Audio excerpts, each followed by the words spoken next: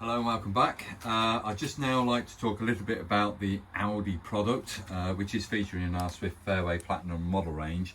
It's a wet central heating system, and there is a video that we do send out from Alde themselves on a YouTube link, which will explain the in-depth workings of how to set it all up.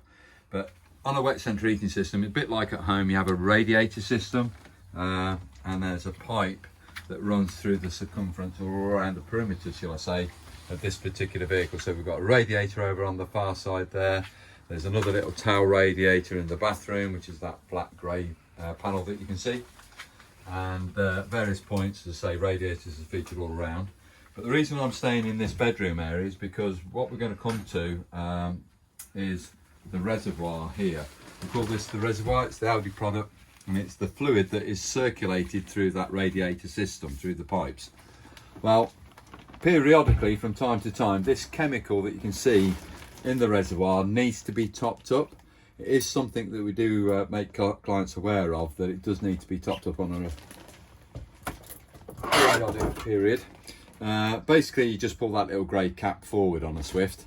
Well, if you can remember, just put those little small ones back in of the rib, not the large ones, but the small ones. That's how it goes back into the panel. To release the cap on the top edge, which is this little cap here, and that's now off, and then you can pour, and I would use the Alde product itself, this Alde antifreeze. It is a G13 compatible product, but if this is pre-mixed, it's a 5-year, as it says, long life 5-year product. So it's pink in colour, which I won't, you might be able to see that in there. It's pink in colour, and that is pre-mixed. So basically all that you do then is put a certain amount of this product into that reservoir. And there's 2 levels on the panel.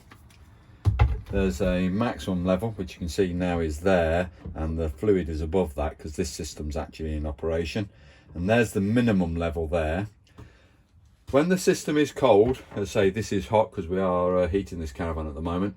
When the system is cold, that fluid level wants to rest about a small finger's width off the minimum line, and it wants to be about there. So this fluid, instead of being up there, should be about here at that level there.